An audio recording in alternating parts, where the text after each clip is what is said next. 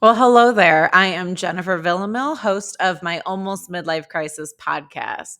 So, season 2 is just around the corner. It launches June 6th. I'm super excited about it.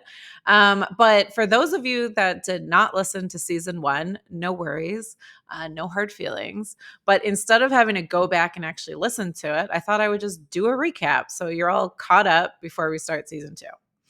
So in season 1, it was really, for me, it was the season of exploration. It consists of 51 episodes and it's a variety of topics. It's really from, I think I started with it's called to Botox or not to Botox. And it was really around like these gray hairs that you're getting, that you're starting to get as you get older. Like, what do you do with them? There's pressure to dye your hair and to not show your age, but maybe you should just embrace it. I don't know. Should you get Botox or not? Like, how do you continue to look young, or how do you deal with, uh, watching yourself age, right? Like that mentally can be difficult, especially in a society that focuses on youth. Um, so it's everything from physical changes as we get older and how we deal with those and how we deal with it physically and mentally. I also did some episodes around our friends Gen Z. I like to have fun with Gen Z. They're so different than us, right? Like every generation changes drastically. Even within millennials, you have your elder millennials that I'm in, and then you have your younger millennials. And I'm sorry, but like as someone who's turning 40 this year, I do not feel like I am in the same generation as a 27-year-old. When technically we are. We're both millennials and we couldn't be more different. Like I grew up with the typewriter. And I had a Bieber because cell phones were too expensive. Like my mom had a built-in car phone and that was like very tech forward. Um, we just had different experiences than a 27-year-old now and how they grew up. So I have fun with Gen Z, and there's some episodes that I think like one of them is Chugi AF, which you know what AF means.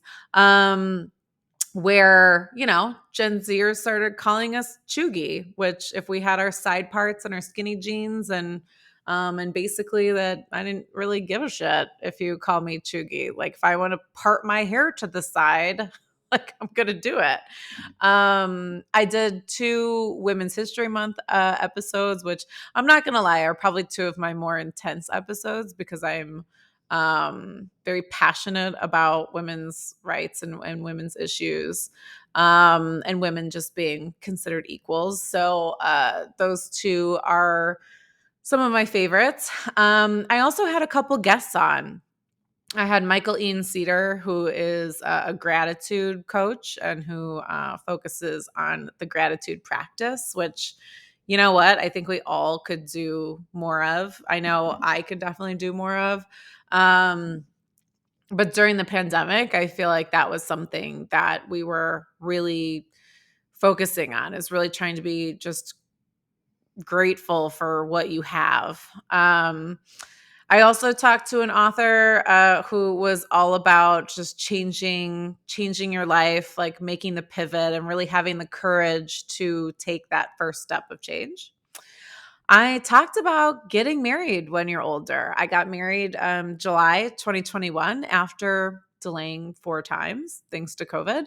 But I got married right before I turned 39. And you know what? Getting married when you're older is different. It is different than when you get married in your 20s. Like if I would have gotten married in my 20s, I would definitely be divorced. When I think about who I would have married, divorced for sure. Maybe annulled if that would have been possible.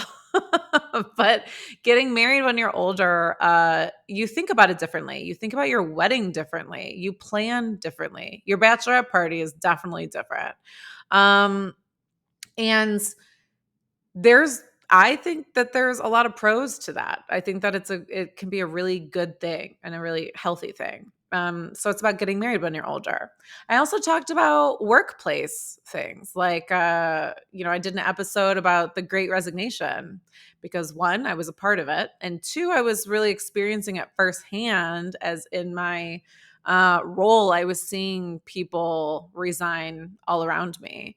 Um, and really what was causing that, and talking about just the burnout that is very real, especially not just in the workplace, but when you add on the stress of our social, political, and just the environment around us. People were and still are burnt out. So I also talked a lot about that, and being a leader. In my industry and my company, the challenges of that as you get older and have to grow as a leader and face new challenges. So season one was really, it kind of followed things that I was either dealing with myself or things that were getting talked about in the news. Like, for example, I did an episode, Generation of Renters, which is about how millennials are more likely to rent than to own homes. And why is that the case? And it's not just financial, because I feel like that's usually people are like, well, they can't afford homes. And that part of it is that. But it's actually not the only thing. There is a emotional and psychological aspect to it as well. So it was all sorts of topics, and we went on that journey together, and now we are prepping for season two, which I'm really excited about. I think because, one, I've learned a lot from just doing season one. I learned everything from scratch. I learned how to do audio, how to do a setup, how to record, edit, like all of it. I mean, I did it from scratch, and so it's kind of like my own little baby. Um, but season two, I'm really excited about, because now, is a really interesting time in my life, because I would say that I am actually officially launching my actual midlife crisis because I, after spending the last year reevaluating things, I am now at a true pivot point in my life, which I don't know where I'm going from here. And so season two is really going to be focused on the journey of self discovery and figuring out, from a professional standpoint and from a personal standpoint, where do we go from here? And hopefully inspiring others to take a journey of their own, but we can do it together. So subscribe to my Almost Midlife Crisis podcast. You can subscribe to this YouTube channel. I'll be doing full episode videos. For each episode, as well as shorts. But also, you can download and subscribe my Almost Midlife Crisis podcast, the audio version, pretty much anywhere you get your podcasts. I also could follow me on social media at my Almost Midlife Crisis, on Instagram, TikTok, Facebook, and Twitter. So, if you want to go back and listen to season one, I encourage you to do so. Find some of your favorite episodes, maybe ones that are relevant to you. But if not, then I will see you soon for season two. Bye-bye.